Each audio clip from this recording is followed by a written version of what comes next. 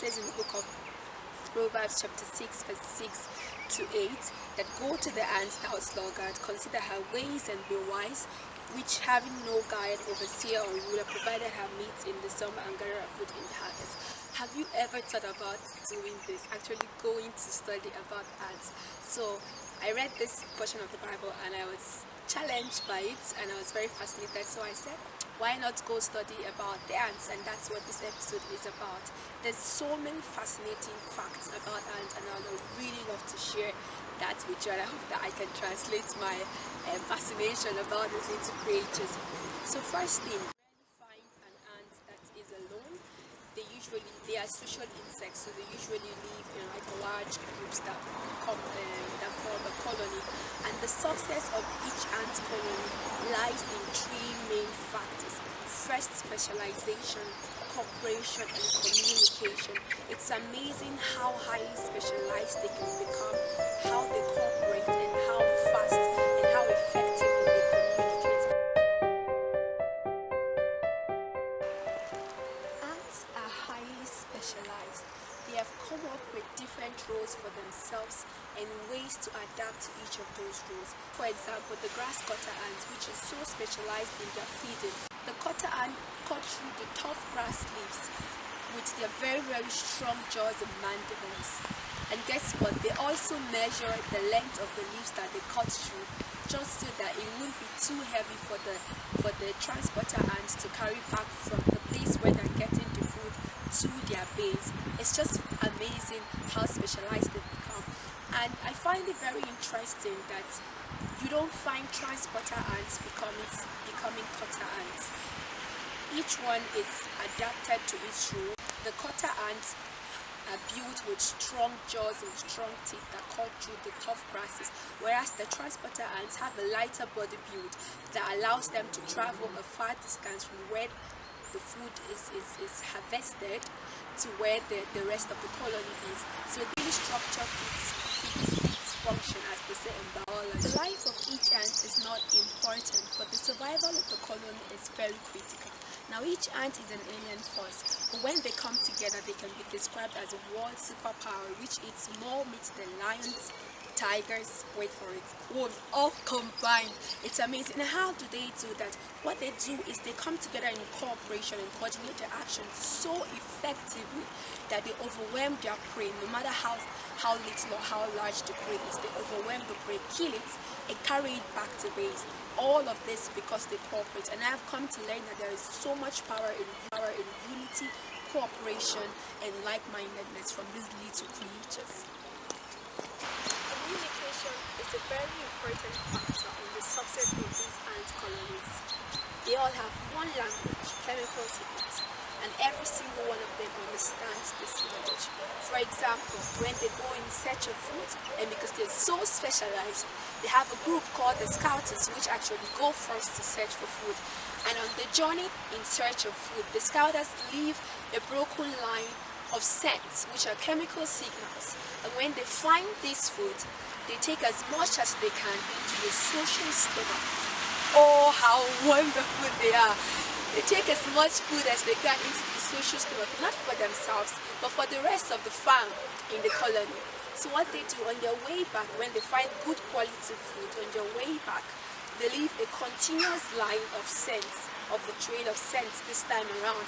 And when they get back home, they gather themselves around, and every other person or another group feeds from their social stomach in a way trying to see if the food is good enough for them. And if they decide that this is good enough food, they all go there in the journey to get the food. This is so amazing. Another example of their communication strategy and effectiveness is when they are looking for a house, a new home. Say their nest was destroyed or something, they go in search for a new home. And again, the scouters set out on this journey, and when they find a new home or something they think will be comfortable enough for the rest of the farm, they come back with laying scents backwards as well. But what happens is these ants have no leaders, so they have a system of democracy, because there's so many scouters that go out to search for a nice place for them to live. what they do is they finally decide on which is the best place for them to go to based on the intensity of the scent that is around the area. Say if 10 scouters have laid so much scent in this area versus 3 scouters have laid so much scent, obviously a less amount of scent in this area, they would then choose to go to the place that has the greater intensity of scent. That is communication in the highest order. And because they have no leader, they have come up with all of these strategies to help themselves to be the best colonists that they can be. Keys of ants is something I find hugely fascinating. I mean, I was so impressed by them. Their foraging journeys. I mean, ants can build bridges with themselves. They form this network between themselves where if there is a gap, if there is something hindering them from finding food, and say for example that here and there, they will just arrange themselves in a way that they will go from here to there, build the bridge with their borders to allow the rest of the farm to go across them and get some food. They're so organized.